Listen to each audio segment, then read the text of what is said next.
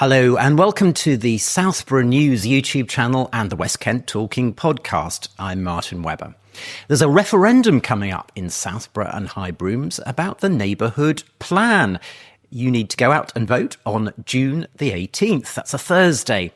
Lots of people have put a lot of hard work over the last few years into this plan, and one of the people who's put many hours himself is Nicholas Woollett. Nicholas, why should we go out and vote on that Thursday? It's very important because we all care about the Southborough community, about the history and heritage of the place, about building standards, about cycling routes, about the wildlife, about the access to the countryside and future development.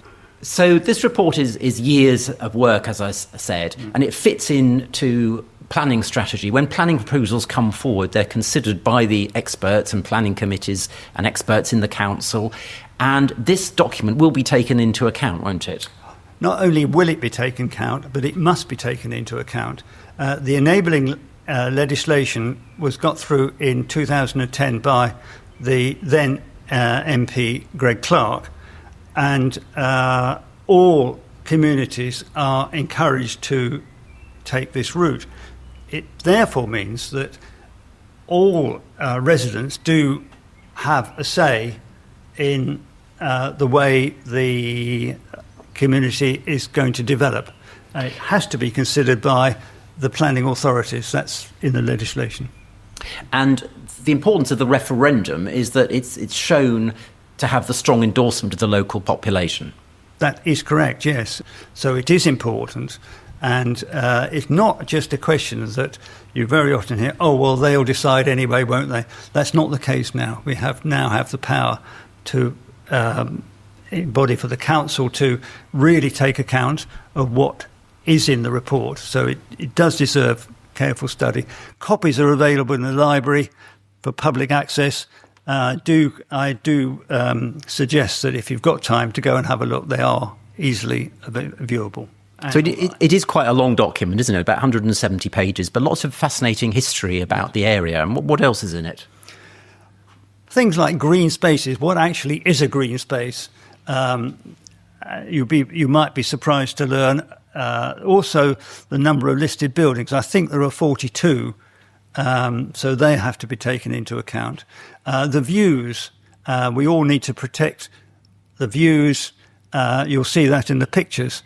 And you're the key person on the steering committee, and you had lots of other people working hard on this as well.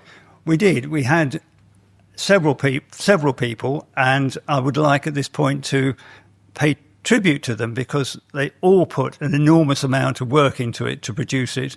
And they all, I'm not going to mention names, but they all, if they hear this, they'll know who they are. So many thanks indeed. One issue that comes up quite often is people aren't that keen on the quality of the housing design that we're getting in Southborough, that it's not in keeping with the neighbourhood buildings. Do you think this plan could help with that in future proposals? Well, that is covered in some detail because we're very anxious to have a Southborough vibe as far as the buildings design is concerned. I know there are 2 or 3 examples which don't appear to be compliant, and a lot of people have complained about them and are concerned about it. In the end, the planning, although the Tunbridge Wells Borough Council does have the final say, that's just unfortunate, but that's where we are. So the borough is currently the planning authority, but they have to take into account the relevant legal documents, and this is now going to be one of them, assuming it's approved. That's right, exactly, yes. I mean, it will actually be quite powerful. So it sort of runs in parallel with the local plan. The local plan's been around for a little while, but this will be effectively in parallel. That's the way to consider it, yeah. Because the local plan gives totals for the amount of housing that each area needs as a target, but the type of housing, the design of the housing, that can be influenced. That's right. There is quite a lot about the design of housing. Southborough, luckily, is not under great pressure for housing developments, unlike quite a lot of the nearby communities. I mean, some people are worried that the the fields between Southborough and Tunbridge are inevitably going to be filled in with housing, given the pressure. Is there a sign of that?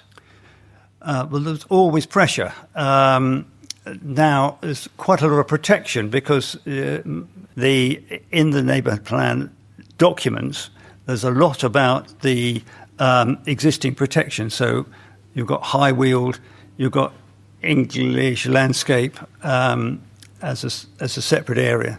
So that's why we're reasonably well protected at the moment. And transport also comes under this as well, doesn't it? Because another issue is that people are disappointed there hasn't really been any progress in terms of getting safe routes for cycling and maybe a better walking route between Southborough and Tunbridge would be nice to have. Well, again, we spent a lot of time, and there is quite a lot about that in the plan.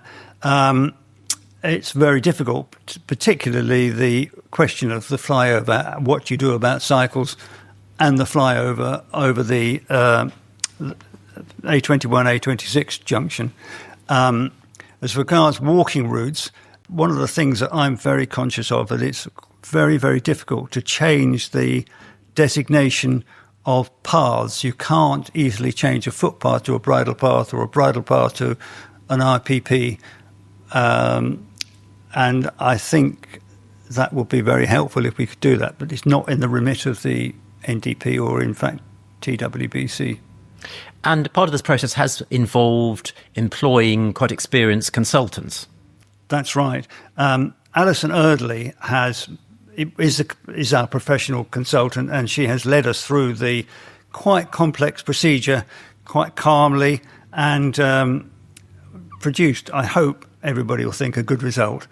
She's done several of them all over the country, in fact, in Hertfordshire and Shropshire, and it was a very interesting exercise, and very good that we could use her expertise in doing this. Nick, thanks so much for talking to me about this fascinating project you've been involved in, and it's all up to the people of Southborough to vote yes in the referendum to validate, really, all the work you've been doing. Are you looking forward to the result? Certainly am. What we're looking for is a nice positive result. Please go out and vote yes. Nicholas Woollett, who is the chair of the steering committee of the Southborough and High Brooms Neighbourhood Plan. Thanks so much for talking to me. I'm Martin Webber. You've been watching the Southborough News YouTube channel and listening to the West Kent Talking podcast. From me, goodbye.